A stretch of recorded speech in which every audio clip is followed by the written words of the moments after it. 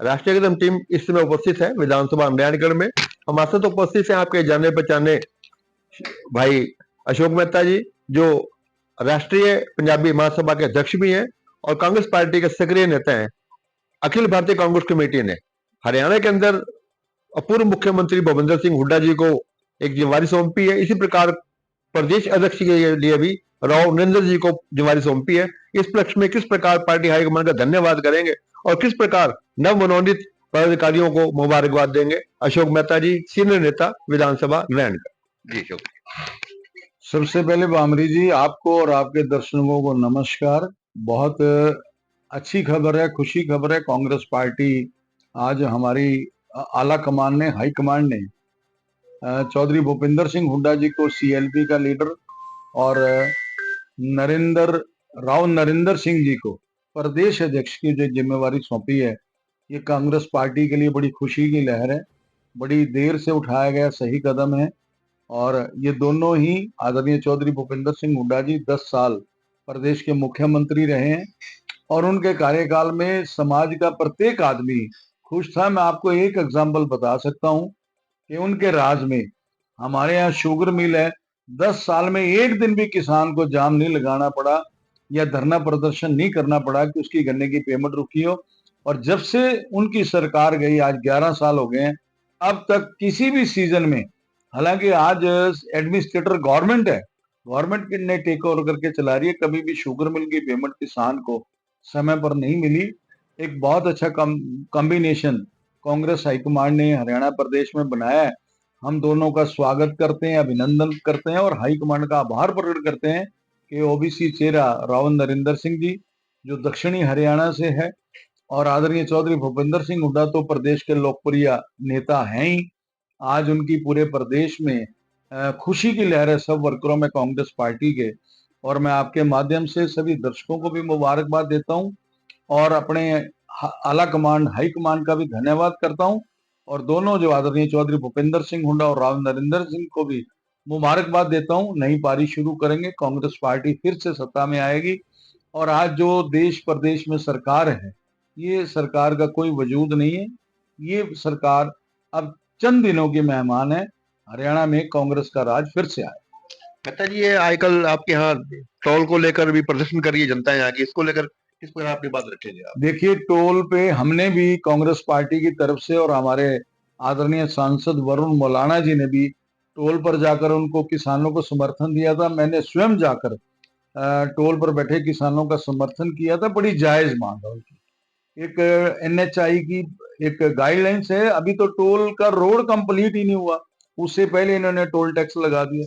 दूसरा, 10 किलोमीटर के रेडियस में जो लोकल किसान है, जिन्होंने अपनी जमीनें दी हैं, जिन्होंने ये चीज बनाने में इमदाद करी है, वो टैक्स क्यों पे करें?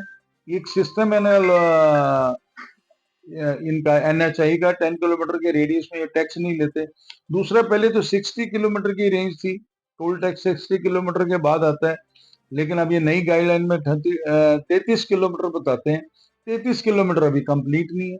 और सबसे बड़ी बात जो उस वक्त भी किसानों ने ऑब्जेक्ट किया था कि जो अंडरपास इन्होंने बनाए उनकी प्रॉपर हाइट नहीं है। अगर कोई किसान ट्रैली और ट्रैक्टर विद छतरी, अमरीला जो उसके ऊपर लगा होता है, उसके साथ आ जाए तो वो उसके नीचे से निकल नहीं सकता। इस बात की भी लोगों ने शिकायत, धरना प्रदर्शन, इतराज किया था। एनएचआई कहती थी हम समाधान करेंगे, लेकिन कोई समाधान नहीं करा। और अभी रोड्स जो जो सर्विस रोड हैं, उनके ऊपर तो अभी स्पीड ब्रेकर भी नहीं लगे। एक्सीडेंट के बड़े खतरे हो गए हैं, क्योंकि एकदम ब्लाइंड उधर से कोई सड़क से कोई व्हीकल आ सकता है। जब तक उसको ब्रेकर नहीं लगेगा, जब तक उसको इंडिकेशन नहीं होगी, तो वो कैसे देखेगा भी आगे भी कोई चीज है। तो ये सरकार की जो एनएचआई की हठधर्म, जो इनकी जिद्दी बुना है, ये गलत है। किसानों की मांग जायज है। ये टोल यहाँ से 10 किलोमीटर के लोगों के लिए फ्री होना चाहिए और किसान नेता जो किसानों के हमदर्द हैं, जो किसानों की वेलफेयर के लिए आते जाते हैं, उनको टोल फ्री होना चाहिए। और टोल का भी हम, ये गलत टोल लगा है, इसको यहाँ से हटना चाहिए। सर, मेरा आखिरी सवाल है, मैं देख रहा हूँ गत दिवस अम्बाला में भी पंजाबी समाज के लिए तरह तरह के आप समारोह कर रहे हैं, क्या उद्देश्य है और किन मुद्दों को लेकर आप लोग पंजाबी समाज को जागरूक कर रहे हैं? देखिए, मैं अपने समाज की बात करूं तो उसके लिए अलग से मुद्दे हैं। हमने पिछले दिनों अम्बाला जिला में एक मीटिंग करी थी, जिसमें आदरणीय सतीश चावला जी को हमने जिला अम्बाला का प्रधान नियुक्त किया था। और उस दिन हमने एक मांग रखी थी, एक तो अम्बाला में पंजाबी धर्मशाला नहीं है, पंजाबी धर्मशाला होनी चाहिए। दूसरा हमने मांग रखी थी प्रदेश सरकार से, और उनको हम चिट्ठी भी लिख रहे हैं कि प्रदेश में एक पंजाबी वेलफेयर बोर्ड बनना चाहिए। उस बोर्ड के माध्यम से जो इस समुदाय के लोगों की समस्याएं हैं, उनको एक प्लेटफॉर्म मिलेगा, उस प्लेटफॉर्म पे जाके अपनी वो बात को रखें। तीसरा हम ये चाहते हैं पंजाबियत को, पंजाबी भाषा को आगे बढ़ाने के लिए भी सरकार काम करे, टीचरों की भर्ती करे, स्कूलों में मैट्रिक तक 10वीं में तक पंजाबी, क्योंकि अब राष्ट्रीय पंजाबी महासभा ने बहुत प्रयास किए थे, तो अब पंजाबी लैंग्वेज जो है हरियाणा प्रदेश में ऑफिशियली सेकंड लैंग्वेज, तो उसके नाते 10वीं तक इसको कंपलसरी करे।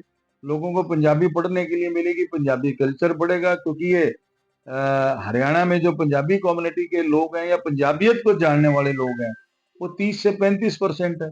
1/3 से लोग ज्यादा है, और पहले पंजाब का हिस्सा था, हरियाणा भी पहले पंजाब का ही हिस्सा था। तो उसके नाते भी पंजाबी को 10वीं तक ये कंपलसरी करें, ताकि हर बच्चे को पढ़ने के लिए मिले। और पंजाबी में एक बहुत बड़ा विरसा, बहुत बड़ा इनहेरिटेंस हमने करा है। 10 गुरु हुए हैं हमारे आज, गुरु नानक देव जी से लेकर गुरु गोविंद सिंह तक 10 के 10 गुरु पंजाबी थे, खत्री थे।